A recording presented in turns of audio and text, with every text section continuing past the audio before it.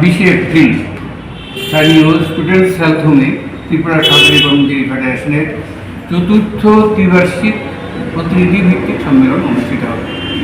ওই অনুষ্ঠানে প্রধানত কর্মচারীদের যে দাবিগুলো আজ পর্যন্ত সঠিকভাবে উপকৃত হয়নি সেই বিষয়গুলি আলোচনা হবে। এর মধ্যে অন্যতম হচ্ছে বকেয়া ডিএ প্রদান, 2 নম্বর হচ্ছে এসিপি অসঙ্গতি দূর করা। এসিপির নামে এখন যে এমএসিপি চালু হচ্ছে, যে এমএসিপি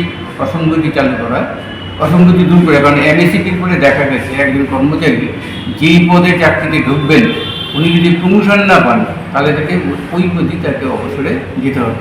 আমরা এই ব্যবস্থাটা অবসর চাইছি। তাছাড়া ডাইল হার্নেস যেটা ছিল, সেই ডাইল হার্নেস নতুন যে প্রকল্প করা হয়েছে, আমরা চাইছি ডাইল হার্নেসটাকে আবার পুরনো পদ্ধতিতে ফিরে নিয়ে যাওয়া হোক। পেনশন, নতুন পেনশন পলিসির পরিবর্তে আমরা চাইছি ওল্ড পেনশন স্কিম যেটা সেটাই আবার ফিরিয়ে আনা এবং অতি দ্রুত 8ম পে কমিশন, কেন্দ্রীয় পে কমিশনের রিপোর্ট বেরিয়ে যাবে। যে এই রিপোর্টকে টার্মস অফ রেফারেন্স করে আমাদের রাজ্যে 8ম পে কমিশন প্রস্তাব রাজ্য সরকার নিয়ে, এটা আমাদের প্রধান দাবি। এছাড়া সুষ্ঠু পদ্ধতি এবং